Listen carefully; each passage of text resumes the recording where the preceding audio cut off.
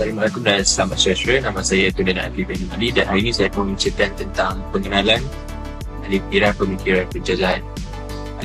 penjajahan ataupun kolonialisme adalah ideologi yang menyokong dominasi satu bangsa ke atas bangsa lain.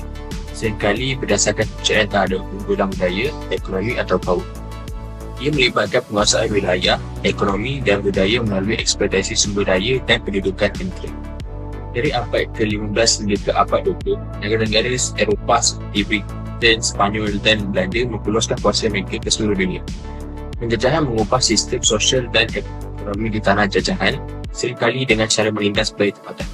Meskipun banyak negara mencapai kemerdekaan selepas Perang Dunia Kedua, kesan kolonialisme masih dirasai hari ini, terutama dalam ketidaksamaan ekonomi global dan dinamika kuasa antarabangsa. Gerakan dekolonisasi pada abad ke-20 menuntut kemerdekaan dan hak untuk menentukan nasib sendiri bagi bekas tanah jajahan.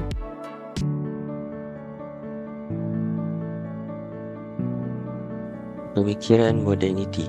Moderniti merupakan perkataan yang terbit daripada fenomena sejarah atau dengan kata lain, moderniti merupakan sebahagian daripada pengalaman kehidupan dalam lipatan sejarah barat. Ia menekankan pentingnya sains, teknologi dan pendidikan sebagai alat untuk meningkatkan kualiti hidup manusia. Selain itu, konsep moderniti mendukung prinsip-prinsip rasionalisme, sekularisme dan liberalisme dan juga sering dikaitkan dengan kebebasan individu, demokrasi dan hak asasi manusia.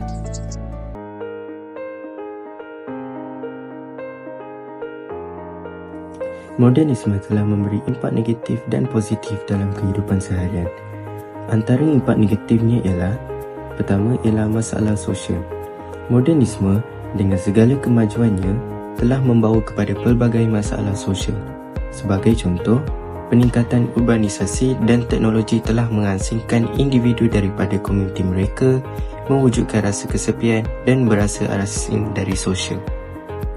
Tambahan pula, peralihan kepada gaya hidup moden seringkali menyebabkan peningkatan kadar jenayah, penyalahgunaan dadah dan masalah kesihatan mental. Pembangunan pesat kadang-kadang menyebabkan ketidakseimbangan sosial di mana golongan kaya semakin kaya, manakala golongan miskin terus terpinggir. Yang kedua ialah institusi kekeluargaan semakin runtuh. Modernisme terus memberi kesan negatif kepada institusi kekeluargaan.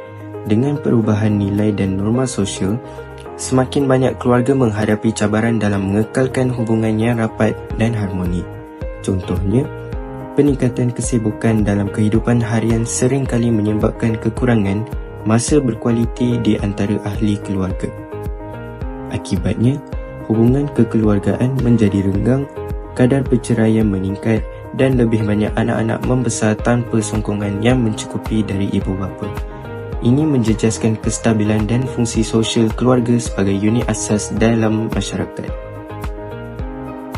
Dari segi impak positifnya pula ialah, antaranya ialah memperkuatkan integrasi dalam masyarakat.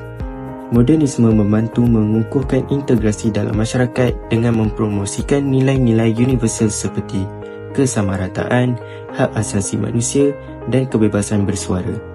Ini membolehkan masyarakat daripada latar belakang budaya dan etnik yang berbeza untuk hidup bersama dengan lebih harmoni. Melalui media massa dan komunikasi yang lebih baik, orang ramai menjadi lebih sedar akan kepentingan perpaduan dan kerjasama dalam masyarakat. Selain itu, modernisme membawa kepada kemajuan pesat dalam ilmu pengetahuan dan teknologi. Ini dapat dilihat dalam pelbagai bidang seperti perubatan, komunikasi dan pendidikan. Dengan teknologi yang lebih canggih, manusia mampu menyelesaikan masalah dengan lebih efektif, meningkatkan kualiti hidup dan membuka peluang untuk inovasi yang lebih besar. Dan yang terakhir ialah kemajuan di dalam bidang industri. Modernisme telah menyumbang kepada revolusi industri yang membolehkan pengeluaran barangan dan perkhidmatan secara besar-besaran dengan kos yang lebih rendah.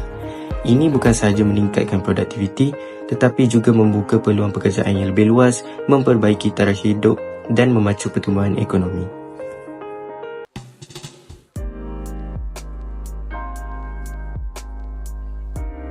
Aliran pemikiran penjajahan telah meninggalkan jejak yang mendalam dalam sejarah dunia. Ianya mempengaruhi peta politik, ekonomi, identiti budaya dan hubungan sosial. Melalui kajian kolonialisme, kita dapat memahami ketidakadilan sejarah dan warisan yang terus mempengaruhi dunia moden. Dekolonisasi dan usaha pemulihan adalah penting untuk membina masa depan yang lebih adil dan saksama. Warisan kolonial ini turut mempengaruhi konsep moderniti di mana nilai-nilai seperti nasionalisme, kemajuan dan kebebasan individu telah berkembang tetapi masih membawa bayangan penjajahan. Oleh itu, memahami pemikiran kolonial dalam konteks sejarah dan implikasinya pada dunia moden adalah penting.